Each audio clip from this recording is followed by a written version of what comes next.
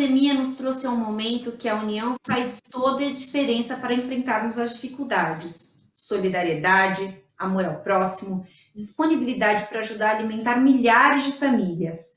O Alesp Conecta de hoje convida você para falar da solidariedade na pandemia e recebe como convidado o ativista ambiental Tiago Ávila Brasil, um dos idealizadores do projeto Sociedade do Bem Viver. Tiago, seja muito bem-vindo à Rede Alesp. Muito obrigado, Melissa. Um prazer estar aqui conversando com você e com todas as pessoas que assistem também TV Alesp, né? Eu fico muito feliz de estar podendo trocar essa ideia sobre solidariedade e sobre os desafios aí que estão diante de nós. Tiago, a Sociedade do Bem Viver não é um projeto que nasceu na pandemia, ele nasceu bem antes. Como que surgiu essa ideia? Isso é muito importante, Melissa, porque toda vez que a gente pensa em que modelo de sociedade a gente quer construir, a gente tem que pensar que não basta reagir ao que a gente percebe que está errado hoje. Então, a gente, há muito tempo, foi juntando pessoas, na verdade, há pelo menos 3 anos, juntando pessoas em projetos que buscavam realmente juntar cidade, campo, floresta, promover uma grande transição agroecológica no campo, promover cidades mais sustentáveis, livre da exploração, livre da opressão, e todos os aspectos, cidade, campo e floresta, livre da destruição da natureza. E aí a gente foi conectando gradativamente formiguinhas em vários lugares, pessoas que fazem esse trabalho de formiguinha, né? E projetos também. Então, por exemplo, a gente já tem em mais de um estado, agora já está no 2º estado, as comunidades agroecológicas do Bem Viver, que são projetos em que as pessoas fazem mutirão junto, regeneram os biomas em territórios, com famílias agricultoras da agricultura familiar, ou territórios indígenas. A gente regenera aquilo ali a partir de sistemas agroflorestais e, como consequência, toda a comunidade tem acesso a alimentos agroecológicos. É um processo bem bonito. E aí, depois, quando veio a pandemia, realmente mudou o panorama. E aí a gente precisava responder. Mas, num primeiro momento, foi um alívio poder saber que a gente não estava começando do zero, que a gente estava começando de laços que já existiam, de projetos que já existiam, de premissas e de valores que a gente já apostava coletivamente, né? Isso facilitou muito, assim, para a gente conseguir pensar uma resposta contundente à pandemia, que tivesse escala nacional, que não fosse uma coisa meramente momentânea, né, mas que tivesse realmente um projeto de longo prazo. No fim das contas, toda vez que a gente fala da Sociedade do Bem Viver, seja com as comunidades agroecológicas do Bem Viver, com os mutirões do Bem Viver, seja com as escolas do Bem Viver, com os vários projetos que a gente tem, a ideia é a mesma, a gente quer transformar esse mundo, e a gente quer construir um mundo diferente, e tudo isso vem no mesmo sentido, a mesma energia e a mesma vontade que a gente faz uma ação humanitária hoje de distribuição de uma cesta básica, ou de um cobertor, de um álcool gel, de uma máscara, a gente faz também quando a gente está regenerando um território destruído e colocando no lugar daquela devastação uma floresta de volta, né? Então, isso é muito bonito, de poder fazer parte de um processo que não começa agora e não termina aqui. Isso é uma das coisas que entusiasma mais a gente em fazer esse trabalho. Com certeza, com toda certeza. Eu queria saber, Tiago, vocês declaram na página de vocês, nos perfis de vocês, da Sociedade do Bem Viver, que vocês têm um projeto na base da agricultura familiar e da agroecologia. Eu queria que você explicasse para o pessoal de casa o que isso significa. Isso é muito importante. Toda vez que a gente pensa em trabalhar a terra, a gente tem que pensar que trabalhar a terra envolve a gente se relacionar com as pessoas, se relacionar e num contexto, inclusive, social.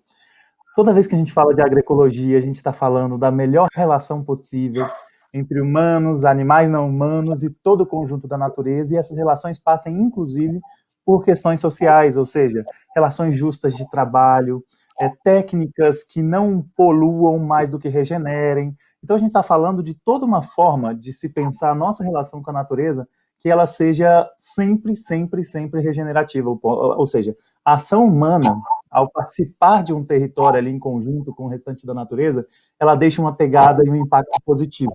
Isso a gente fala na relação, por exemplo, com a água. Ao invés da gente estar poluindo a água ou retirando em excesso, por exemplo, para a agricultura, a gente está regenerando água, aproximando o lençol freático, retendo umidade no solo, ao fazer um sistema agroflorestal, por exemplo. Quando a gente está falando do cultivo, um cultivo que a própria escolha ali dos alimentos que vão ser colocados em conjunto e sempre em consórcio com a maior diversidade possível, não necessite do veneno, porque o veneno vai matar outras plantas, vai matar animais, vai matar insetos, vai envenenar os trabalhadores e vai envenenar quem consome.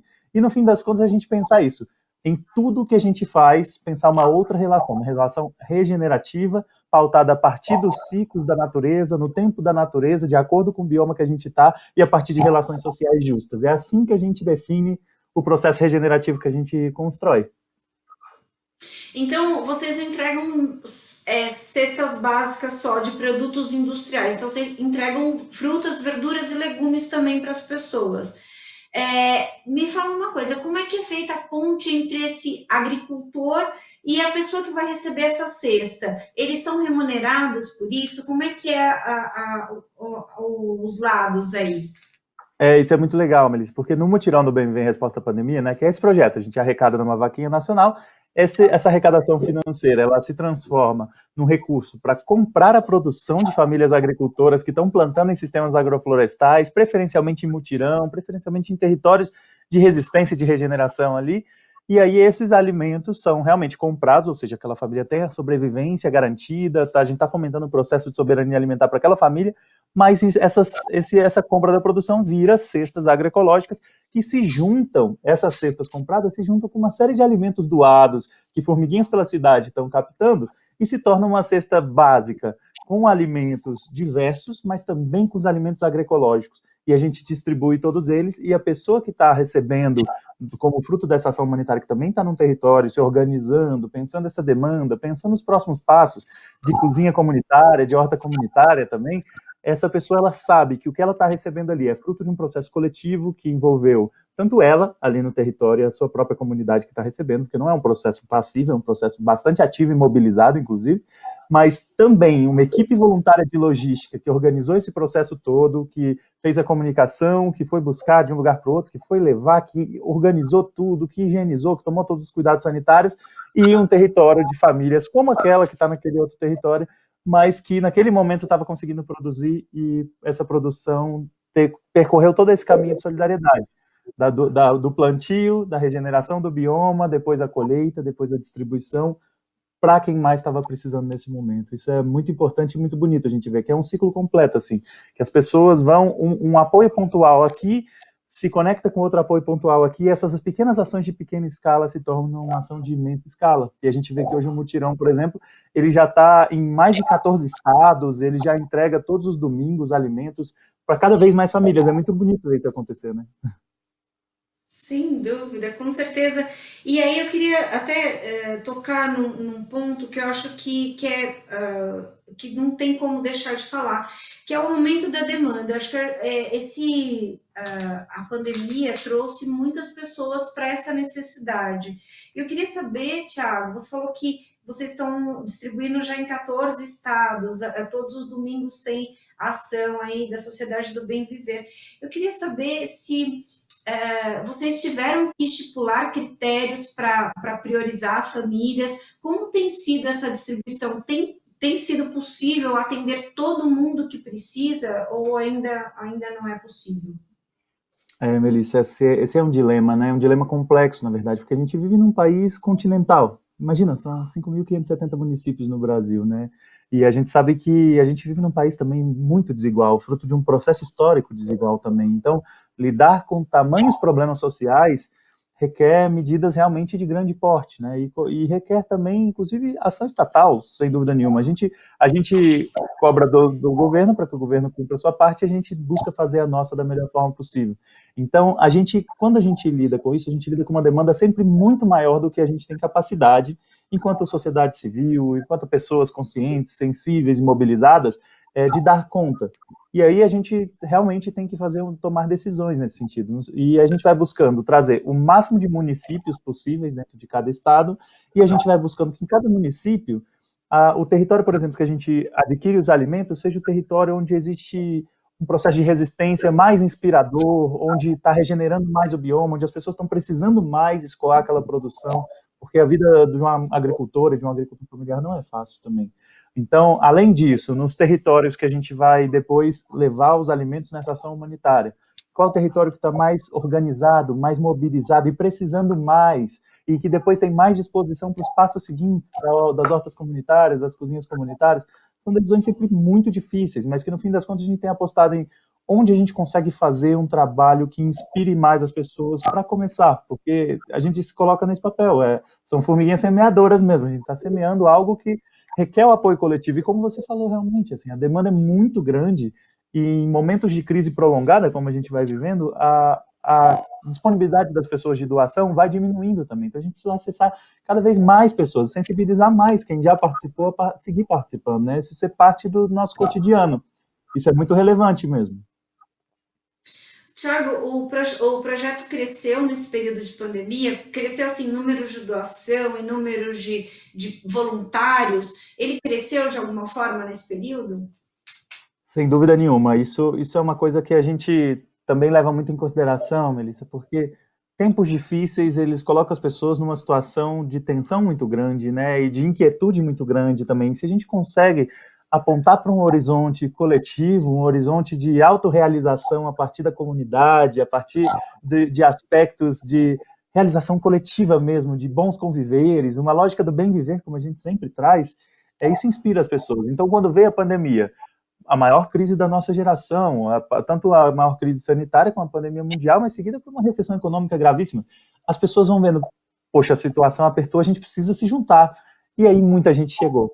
A gente viu, por exemplo, que, como a gente falou, a gente já fez outros mutirões do bem viver, mas a gente nunca respondeu a uma pandemia mundial. E quando a gente precisou responder ao maior desafio que já apareceu, veio muita gente também que antes não estava. Então a gente foi vendo realmente que momentos difíceis também trazem uma mobilização fora do comum. Isso tem sido uma grata surpresa desse processo, né? Nós temos conseguido alcançar, dialogar, inspirar pessoas que estavam justamente precisando disso. As pessoas falavam, poxa, eu estou em casa num sofrimento imenso. Então a pessoa fala, eu não consigo fazer isolamento social por questões econômicas, mas eu via vocês e aquilo ali era o que mobilizava e me empolgava para o dia, sabe? Então, agora eu quero fazer parte. Enfim, cada pessoa é o universo em si, né, Melissa? E cada pessoa vai vivendo um processo até que se encontra na ação coletiva, com mentalidade servidora e com esse viés realmente de transformar o mundo. Tiago, você falou que vocês já estão em 14 estados, ou seja, em todas as regiões do Brasil. Eu queria saber como é que é a logística. Você falou na outra resposta que vocês procuram priorizar, por exemplo, o produtor que está ali naquela região. Mas como é que é a logística de distribuição de alimentos e até de organização dos grupos para que, para que tudo aconteça, né? Para que os mutirões Sim. aconteçam? Isso é muito legal, porque construir um processo desse de grande porte requer uma engenharia social bem elaborada, né, para dar certo. Então, quando a gente começou, a gente pensava, olha, a gente vai poder comprar os alimentos e aí a gente vai precisar, então, de uma equipe de logística que vai buscar esses alimentos e uma equipe de logística que vai levar os alimentos. Quando a gente foi vendo o tamanho da mobilização que era necessária nos territórios, tantos que estão plantando, e felizmente a gente já tinha muita relação com os territórios que plantava e com famílias agricultoras, como com os territórios que estão, nesse momento, sendo o objetivo ali daquela ação humanitária, que estão sendo beneficiados, estão sendo acolhidos com esse projeto, a gente foi vendo que era muito mais complexo. E, além disso, mobilizar uma equipe voluntária em escala nacional, uma equipe de logística que leva no final de semana, no Domingo Solidário, busca os alimentos, leva de um lugar para o outro, mas que ao longo da semana inteira também está buscando na sua rua, na sua quadra, quem tem um saco de arroz, um pacote de macarrão, quem tem um saco de feijão, quem tem qualquer coisa, isso daí, e depois juntar tudo isso numa equipe de logística, dá um trabalhão. E, além disso, esse mutirão precisava ficar conhecido, então precisava de um GT de comunicação, e essa comunicação se desdobrava em audiovisual, em imprensa, em TI, por exemplo, para gerenciar todos os dados ali das pessoas que querem participar, em uma série de coisas, em design gráfico, e aí tem a equipe também que vai buscando relações com outras organizações, e tem a equipe que vai buscando acolher as pessoas, e tem a equipe da gestão financeira para fazer com transparência, para fazer com prestação de contas.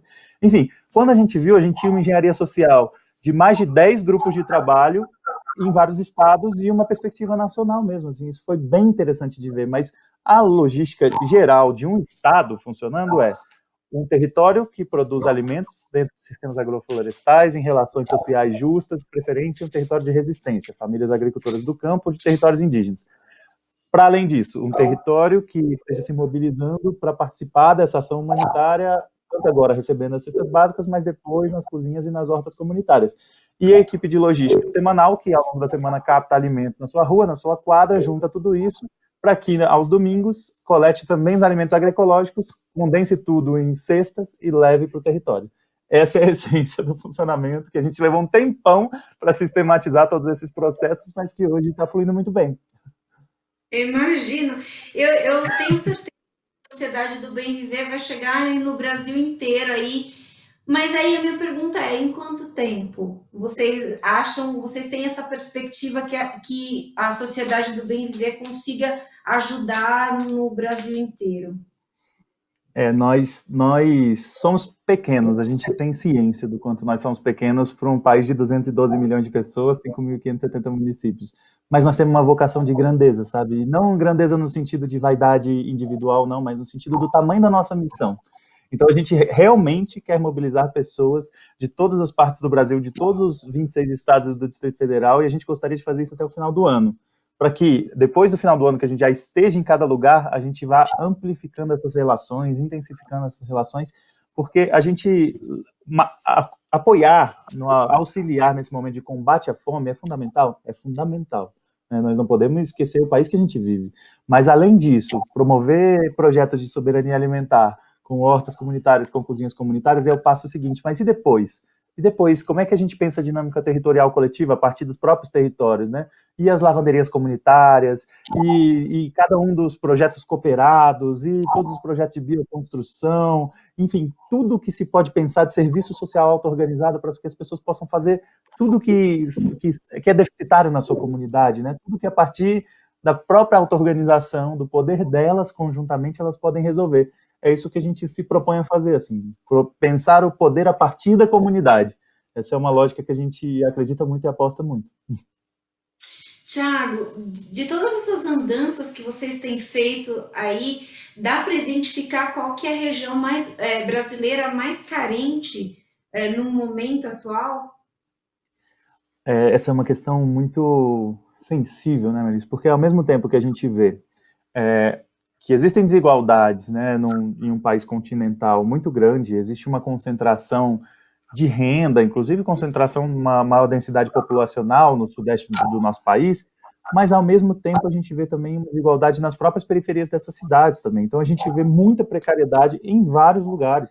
E ao mesmo tempo que a gente vê municípios bastante precários no interior de Pernambuco, onde a gente está tentando organizar o trabalho para fazer da melhor forma possível, a gente vê, por exemplo, que na periferia de São Paulo também existem precariedades semelhantes. Quando a gente vai tentar mapear acesso a saneamento básico, acesso a alimentos sem veneno, questão de renda per capita mesmo daquela região, expectativa de vida daquela região, daquela população, acesso à saúde também, porcentagem de mortes por Covid, ou seja, a gente vai vendo que a precariedade dentro de desigualdades estruturais que fundaram a nossa sociedade, são fruto de processos históricos, elas estão colocadas de forma que não é o caso da gente separar de que tal lugar precisa e tal lugar não precisa. Nesse momento, todo mundo, em qualquer cidade do país, tem alguém que está precisando. Então, a gente tenta sempre colocar isso, de que nós, enquanto população, enquanto povo brasileiro, nós temos uma missão em conjunto, que é uma missão que não é dos 99% sozinhos, é uma missão de todo mundo em seu conjunto. Assim. Nós precisamos pensar uma solução onde caiba todo mundo nesse país, onde todo mundo tenha condições de dignidade, onde todo mundo consiga viver sem exploração, sem opressão, sem destruição da natureza e pensar outros conviveres para uma sociedade do futuro, que a gente realmente gostaria de ter uma nova sociedade no futuro. Tiago, a gente sempre ouviu falar muito que o brasileiro é um povo solidário. Isso é verdade? Isso é algo muito relevante, assim, a gente vê, Melissa, que a partir do momento que as pessoas mobilizam os afetos adequados para isso, elas manifestam muita solidariedade. Se a gente está instigando e mobilizando afetos diferentes, que é isso, assim, os processos sociais, as pessoas respondem aos estímulos sociais, né? Então, se a gente está mobilizando ódio, se a gente está mobilizando exploração e desigualdade, elas respondem também de outra maneira. Agora, se a gente está mobilizando cooperação, se a gente está mobilizando solidariedade, se a gente está mobilizando um trabalho lado a lado, não superior, não aquela ideia de que quem está te dando uma força é melhor que você, sabe mais do que você, qualquer coisa assim. Se a gente está se mobilizando de igual para igual, enquanto nós, formiguinhas, precisamos pensar o nosso futuro, precisamos construir juntos, ombro a ombro, a gente mobiliza um afeto de solidariedade muito interessante. Então, isso tem inspirado as pessoas saberem que, poxa, se eu tenho condição de apoiar, por que não fazer isso, sendo que está sendo um trabalho tão bonito que está sendo feito, que vai deixar um legado para aquelas pessoas, mas também está deixando um legado para a humanidade como um todo e para a natureza, porque regenerar os biomas, que é o que a gente faz quando a gente adquire alimento agroecológico de uma agrofloresta, é algo que deixa um legado para todo mundo. Esse sim, o maior desafio do nosso século, né? Porque a pandemia é muito grave, mas nada se compara com o desastre ambiental planetário, nada se compara com o aquecimento global, com a quebra do ciclo do nitrogênio, com a crise da água potável disponível em forma líquida, com o uso do solo, com todos os limites planetários que a gente vai encontrando e que a gente precisa lidar paralelamente a esse desafio da pandemia, da recessão econômica. Está tudo conectado, na verdade. E a solidariedade é um fio condutor para a gente encontrar uma saída conjunta. Tiago, muitas ONGs relataram que viram as suas doações impactadas depois da pandemia, que muita gente deixou de doar com medo do contágio mesmo. E as pessoas também nas ruas têm falado disso, que não tem sido tão fácil chegar a cestas ou alimento mesmo do outro lado. Eu queria saber como é que foi com vocês e como vocês estão lidando com essa situação. Isso é um desafio da maior relevância. Assim, a gente não subestima o Covid sob nenhuma hipótese, tanto nos cuidados sanitários, como a gente vê o impacto também na renda, na vida das pessoas, né? Isso é uma crise, uma pandemia que tem um efeito sanitário, efeito nas nossas vidas direto a partir da contaminação, mas tem efeitos econômicos muito graves. Então, uma diminuição do poder de compra das pessoas e, portanto, do poder dela fazer uma contribuição solidária para além da sua própria sobrevivência, isso realmente impacta muito. Muita gente que tinha muita vontade de contribuir, não teve condições de contribuir. Ao mesmo tempo, a gente foi vendo que pessoas que não tinham a contribuição dentro do seu horizonte começaram a olhar um pouquinho mais para o outro. Então, nós, do Mutirão do Bem Viver em Resposta à Pandemia, nós experimentamos um aumento severo das contribuições, mas isso porque a gente lançou um projeto bonito em um momento importante, com a linguagem adequada e com o efeito mobilizador também, que deu certo. Não quer dizer que excelentes iniciativas que foram lançadas nesse momento todas deram certo, né? Isso não é nem um mérito nosso, assim, isso foi uma sequência de fatos que aconteceu e que acabou dando certo, mas tem muita iniciativa muito importante que está precisando de apoio. Então, quem está em casa, quem está ouvindo a gente, quem está vendo a gente, é muito importante vocês se mobilizarem para doação, isso é fundamental. E aí, pensem nisso mesmo, assim, levem muito a sério o tipo de trabalho que está sendo feito com aquela sua doação, não só para honrar o recurso que você está empenhando naquilo, que é o seu tempo de vida, o seu trabalho, mas também para preservar a vida das pessoas que estão participando desse projeto. Nós, no Mutirão do Bem Viver Resposta à Pandemia, só fazemos entregas com todos os cuidados sanitários. Alimentos higienizados, pessoas utilizando máscara, contatos prévios para não aglomeração, organização prévia também do processo que vai ser realizado. Então, a gente busca muito semear dentro do nosso projeto o que a gente gostaria que fosse uma política de Estado, uma política de governo, e que a gente, no que depender de nós, vai estar sempre sendo semeado, vai estar sempre sendo estimulado. Então, as nossas entregas, realmente, se vocês derem uma olhada nas páginas da Sociedade do Bem Viver, tanto no Facebook quanto no Instagram, vocês vão ver que todas as entregas são feitas com cuidados sanitários e buscando isso mesmo, que a partir do exemplo a gente também conscientize, porque a gente pode conscientizar falando sobre a importância de cuidados sanitários, a gente pode conscientizar fazendo e tendo os cuidados sanitários, mostrando para as pessoas o quanto a gente leva a sério isso também. Tiago, precisa de uma grande quantidade para contribuir com um projeto como o seu? Isso é muito legal, né? Porque as pessoas ficam pensando assim, poxa, para poder doar alguma coisa, eu preciso ter muito dinheiro, eu preciso estar sobrando. Mas olha, qualquer quantia a pessoa consegue contribuir, e mais do que qualquer quantia. Tem gente que não tem como fazer o pagamento de um único real, mas a pessoa tem justamente aquilo que a gente falou, um pacote de macarrão, né? E a pessoa sabe que esse pacote de macarrão que ela não está usando, ela pode fazer a diferença no dia e na semana de uma pessoa ali, a depender da situação dela. Então, no fim das contas, a pessoa pode doar qualquer quantia, pode doar qualquer tipo de alimento, material de limpeza, material de prevenção de saúde, e ela também pode doar o seu tempo. E essa doação do tempo também é algo que a gente valoriza muito, porque às vezes as pessoas pensam, tem muita gente que a gente vê que está passando por um sofrimento muito pesado nesse momento de pandemia, um sofrimento mental, inclusive, né, de não entender o propósito, né, não entender, e aí, e agora, o que eu faço, o que vai ser da minha vida, o que a gente faz. Então, quando a pessoa sai desse ciclo de sofrimento, de paralisia, e começa a doar o tempo dela para um processo transformador, ela começa a se inspirar mais para vários outros desafios, inclusive da sua própria vida, assim. Ela acredita que está indo a auxiliar outras pessoas e apoiar outras pessoas, mas ela está apoiando a si própria também. Então isso é muito legal, a gente valoriza muito a chegada de cada pessoa que vem ser uma formiguinha voluntária com a gente.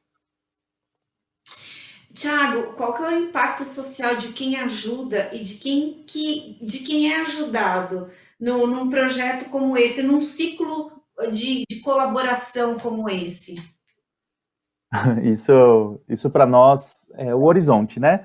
Pense que uma equipe voluntária que já tem mais de 1.000 pessoas que se inscreveram, né? Cada uma vai apoiando de uma maneira, algumas bem pontuais e tudo, mas tem gente que está muito dedicada a isso há muito tempo e está dando o seu melhor. Para essas pessoas, elas estão conseguindo vivenciar no cotidiano o que elas pensam de construir enquanto sociedade do futuro. Então, o impacto social de quem se coloca como voluntário e voluntário é um impacto muito bonito. A gente vê tantas pessoas que estão lá na logística na cidade, fazendo tudo isso, a gente vê pessoas falando, poxa, eu não imagino o que seria o sofrimento que eu estaria nessa pandemia se não fosse o Mutirão do Bem Viver, se não fosse essa nossa ação humanitária solidária. A mesma coisa famílias agricultoras, eu não estaria conseguindo escoar minha produção, não teria para quem vender, não teria como comercializar isso e não sei como é que seria a minha sobrevivência, né? Isso faz muita diferença para uma família agricultora. E mais ainda para quem está no território, né? Poxa, a gente está lidando com um país que antes da pandemia tinha 13 milhões de desempregados e desempregadas, 40 milhões de pessoas em trabalho informal precarizado. Então, no fim das contas, a gente está lidando com o Brasil real, né? Quando a gente fala, para além dos números, para além das estatísticas, a gente está criando pontes entre cidade, campo, floresta, do Brasil real, ponte de pessoas reais, com histórias reais, com sonhos reais, e que sonham uma sociedade totalmente diferente dessas. Então, o impacto social, eu diria que ele é transformador e ele vai deixar muitos frutos. Assim, a gente pretende que isso deixe um legado histórico, de que é possível transformar a sociedade, é importante transformar, isso passa por uma mentalidade servidora a partir de laços comunitários, mas passa por a gente sonhar também um mundo diferente desse que a gente chama de sociedade do bem viver. Tiago, você acredita que no pós-pandemia as redes de solidariedade, de uma maneira geral, vão sair fortalecidas? Acredito que vão, Melissa, e acredito que elas precisam sair. Pensa, a gente vive uma quarta revolução industrial, onde cada vez mais a automação vai aposentando profissões, onde as relações de trabalho vão sendo reconfiguradas para relações onde não se reconhece o vínculo empregatício, onde você concentra cada vez mais renda em pequenos grupos econômicos, ligados à tecnologia ou qualquer outro que seja, e a gente vai precisando pensar alternativa. Qual a alternativa para esse exército de trabalhadoras e trabalhadores desempregados ou subempregados, né? Qual é a alternativa para essas pessoas? O que elas têm? Elas têm uns aos outros. Elas têm esse fato de que elas são maioria social. E a partir dessa maioria social é possível pensar essas ações de serviço social auto-organizado, que isso, no fim, é isso. Horta comunitária, cozinha comunitária, creche comunitária, lavanderia comunitária, coletivos de agente de saúde comunitária, advogados populares, todo tipo de cooperativa de qualquer ofício para as pessoas se ajudarem, as moedas sociais, a economia solidária no geral, a gente pensar essas ações e que vai sempre envolver a solidariedade ativa de pessoas que não estão nesses territórios, como isso acontece muito no Mutirão do Bem Viver, mas principalmente a partir dos territórios. As grandes saídas estão nos territórios e no sul global, como a gente vive, essas saídas elas precisam vir, realmente elas não vêm de cima para baixo, elas vêm de baixo para cima, assim, o poder emana do povo, né, e se manifesta a partir do povo, a gente precisa garantir que isso aconteça. Tiago, a gente percebe que as redes sociais da Sociedade do Bem Viver têm um fluxo de informação muito grande. Vocês têm uma transparência também muito grande no processo, né? Vocês fazem lá a vaquinha, mas faz a prestação de conta, coloca lá as notas do que foi gasto, como foi gasto. Depois coloca também as fotos de como foi feita a ação. Eu queria saber se esse processo de transparência entre a arrecadação do dinheiro, no caso do dinheiro, entre a arrecadação do dinheiro e, e efetivamente entregar para as pessoas é o segredo do sucesso de um projeto como a Sociedade do Bem Viver.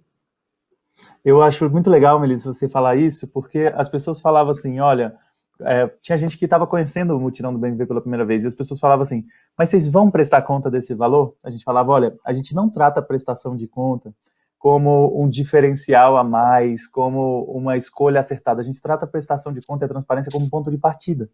Porque as pessoas, quem está doando somos nós, as pessoas que estão lá, todo mundo é voluntário, ninguém recebe R$ 1 para estar fazendo aquilo. Então a gente também faz questão de que seja um processo colaborativo, participativo, transparente. Então, para nós, a gente não via um caminho a fazer senão assim. E isso realmente chamou a atenção das pessoas, de que aquilo ali era uma perspectiva auto-organizada, coletiva mesmo, né? Então, as pessoas se sentem mais parte de algo que elas são colocadas como donas, e efetivamente são. Qualquer pessoa que está ali contribuindo, seja plantando o alimento, seja colhendo, seja distribuindo na logística, seja apoiando a comunicação, seja apoiando na agitação digital, no financeiro, em qualquer área, ou quem está lá no território, mobilizando seu território também, todo mundo tem igual importância nesse projeto, né? E isso inspirou as pessoas, inclusive as pessoas que fazem a prestação de contas, fazem todo esse acompanhamento financeiro também. Essa é uma tarefa da maior importância. Não tem pessoa mais importante nem tarefa mais importante dentro de uma roda ali de trabalho coletivo que precisa acompanhar em comunhão, né? Isso tem dado certo. Tiago, para a gente encerrar esse nosso papo, eu queria que você me falasse como é que a gente pode doar para a Sociedade do Bem Viver. Muito bom, Melissa. Essa é a parte, né? Tem que ter um chamado para ação. Cada pessoa que está vendo a gente, que está estimulada, que está inspirada a fazer uma doação, pode fazer uma doação financeira na vaquinha Sociedade do Bem Viver, Mutirão do Bem Viver em resposta à pandemia. Pode acessar nossas páginas no Facebook, no Instagram, que é Sociedade do Bem Viver. E aí lá tem os chamados para todos os tipos de doação. A doação financeira na vaquinha, que você doa qualquer valor no boleto ou no cartão de crédito. É um site confiável, é um site com criptografia, é um site reconhecido já de vaquinhas virtuais, então não precisa ter receio desse site. Além disso, fazer doação de alimentos, lá na própria página do Facebook ou do Instagram, você acessa também o formulário para doar alimentos, que quando você preenche lá, a equipe de logística mais próxima de você vai entrar em contato contigo para coletar esse alimento, juntar com os outros alimentos e entregar já na próxima entrega. E além disso, se você quiser doar o seu tempo, tem um formulário também de equipe voluntária, que você vai ser mais que bem-vindo e bem-vinda a construir isso com a gente. Nós precisamos de você. Você é justamente o que está faltando para a gente conseguir dar o passo seguinte e alcançar mais gente e cada vez mais avançar no modelo de sociedade que a gente quer construir, uma sociedade do bem viver. Tiago, eu só posso agradecer pela sua disponibilidade e atenção conosco, em falar conosco sobre esse projeto tão bonito, tão bacana, que ele cresça, que ele floresça e que possa ajudar tanta gente. Muito obrigada, viu, Tiago? Muito obrigada mesmo. Eu que agradeço, Melissa. Um prazer estar aqui, viu? Tenham todo mundo um excelente dia, uma excelente tarde, uma excelente noite, né? Quem vai assistir agora, quem vai assistir depois. Um prazer estar aqui com vocês. Esse foi mais um Alesp Conecta. A gente falou da solidariedade no período de pandemia. A gente conversou com o Tiago Ávila Brasil, da Sociedade do Bem Viver. Muito obrigada pela sua companhia. Você pode acompanhar esse programa e todos os outros da Rede Alesp nas nossas redes sociais. Muito obrigada e até mais.